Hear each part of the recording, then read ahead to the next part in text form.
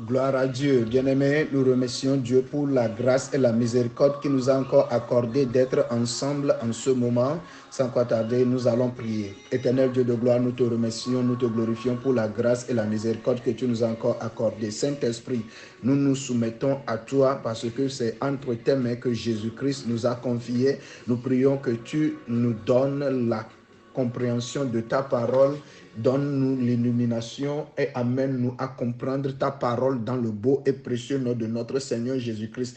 Car Jésus-Christ, avant de partir, il a dit, il nous est avantageux qu'il n'aille au Père. Et lorsqu'il partira, lorsque toi tu viendras, tu nous enseigneras, tu nous conduiras dans toute la vérité. Saint-Esprit, c'est le moment, viens et conduis-nous dans la vérité afin que le nom du Père soit glorifié dans le beau et précieux nom de notre Seigneur Jésus-Christ. Amen.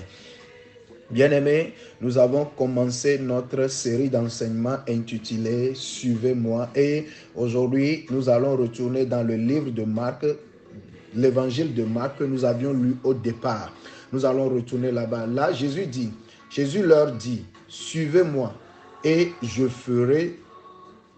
vous ferai pécheurs d'hommes. » Alléluia. Nous voyons ici, c'est Jésus qui parle. Après avoir écouté le message, après avoir donné ta vie à Jésus, après avoir pris la résolution de suivre Jésus, il ne reste pas là-bas. Maintenant, tu viens de commencer le chemin de la vie éternelle.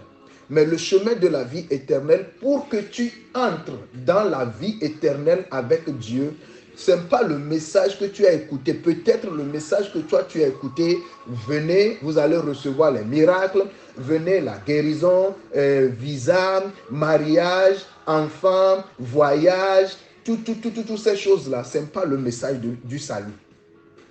Ce n'est pas le message de Jésus-Christ. Nous allons voir dans Matthieu chapitre 11, verset 28 à 30, la Bible dit, Jésus, il a dit, venez à moi, vous tous qui êtes fatigués, et je vous donnerai du repos. Vous voyez, donc, nous sommes fatigués par rapport à quoi? Qu'est-ce qui nous cause la fatigue? Ce n'est pas le problème que nous avons.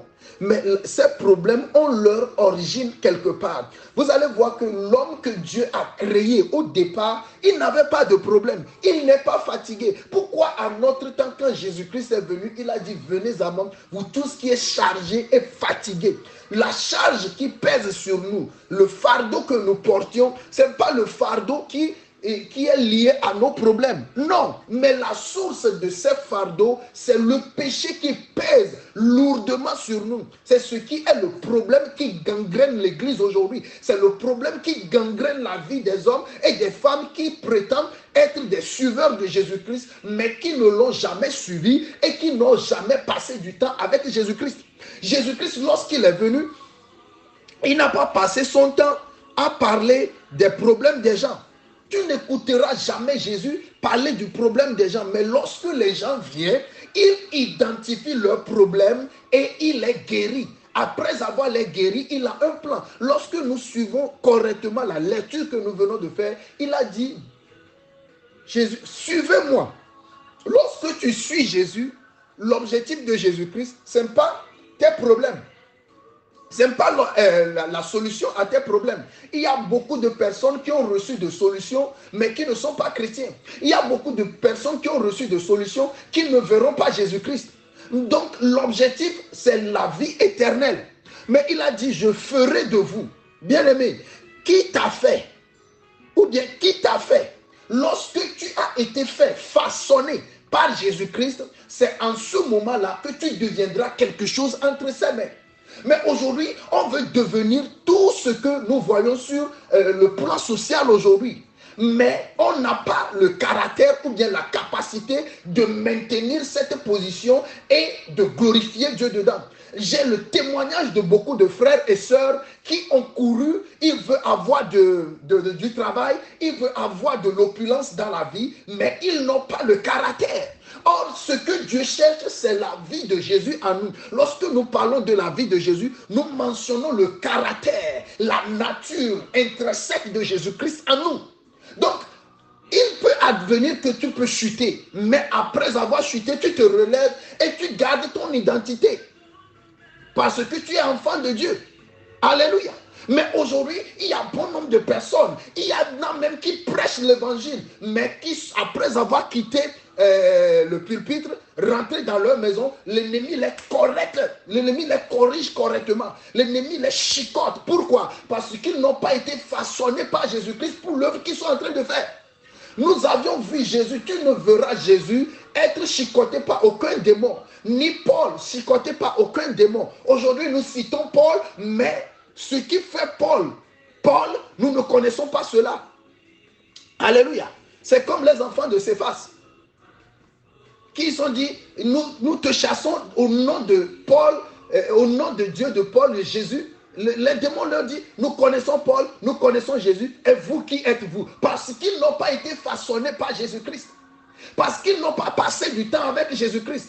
Mais lorsque Jésus-Christ te façonne, il te donne sa nature. Il a dit, le façonnement vient, je vous ferai, vient après avoir été fait, que Dieu te positionnera là où il a besoin de toi. Prenons l'exemple palpable du mariage. Il y a beaucoup de personnes qui attroupent, qui veulent se marier. Et il y a des mariages qui sont célébrés plusieurs week-ends. Mais combien de ces mariages tiennent fort? Il y a beaucoup de mariages aujourd'hui. Lorsqu'on va dans nos justices, l'affaire de divorce, c'est les chrétiens. Alléluia. L'affaire de divorce, c'est les chrétiens. Ce n'est pas les mondains. Pourquoi cela? Parce que nous n'avons pas encore été façonnés par celui qui a instauré le mariage. Il faudrait que tu sois façonné, être prêt pour diriger une famille, pour diriger une autre vie avant que tu n'entres dans le mariage. Mais on entre dans le mariage n'importe comment aujourd'hui, sans avoir été préalablement façonné et préparé pour le mariage. Quand je dis préparer, ce n'est pas un homme qui te préparera pour le mariage. Ce qu'on nous fait dans les 3 semaines ou bien dans les 4 semaines ou bien 6 mois avant le mariage, cela ne te prépare pas pour le mariage. C'est des informations. Mais celui qui te prépare pour le mariage, il t'éduque, il te donne sa nature, son caractère. C'est en cela que tu peux comprendre ton mari, c'est en cela que tu peux comprendre ta femme et tu sauras comment l'aider. Mais aujourd'hui, il n'y a plus ceci. Donc Dieu nous appelle à retourner vers Jésus-Christ pour être façonnés. Que Dieu nous bénisse, que Dieu soit avec vous. Je prie que Dieu te donne la compréhension de sa parole et qu'il t'amène à prendre la décision à retourner vers Jésus-Christ et non de continuer par suivre les êtres humains. Que Dieu te bénisse.